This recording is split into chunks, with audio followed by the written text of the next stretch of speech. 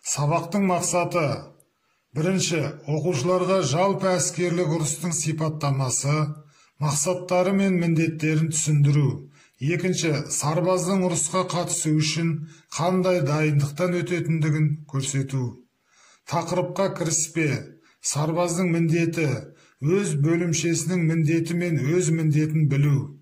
Өз бөлімшесінің қаруы мен техникасын білу.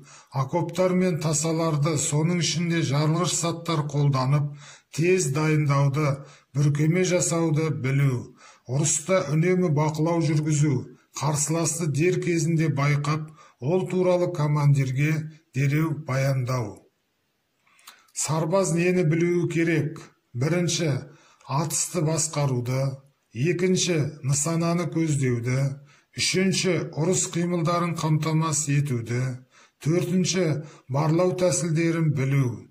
Бесінші, жаппай жою қаруынан қорғануды білу. Алтыншы, инженерлік қамтамасыз етуді білу. Жетінші, тылдық және техникалық қамтамасыз етуді білу. Сегізінші, сарбаз өзін-өзі бүркеніштеуді білу. Суреттермен жұмыс. Оқушылар, бұл жерде 6 сурет берілген. Осы суреттерге сипаттама беріңдер. Және алдағы видеороликке назар аударыңдар.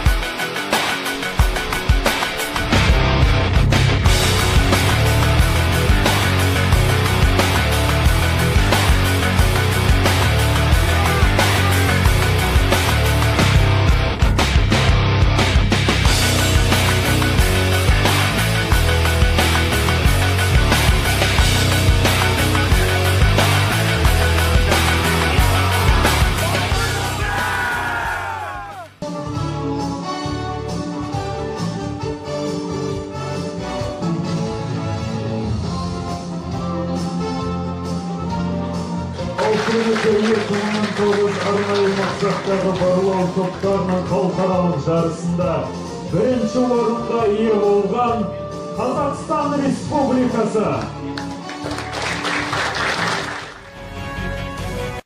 Оқушылар, осындай жаттығудан өткен сарбаздар ұрыста тек қана жеңіске жетеді.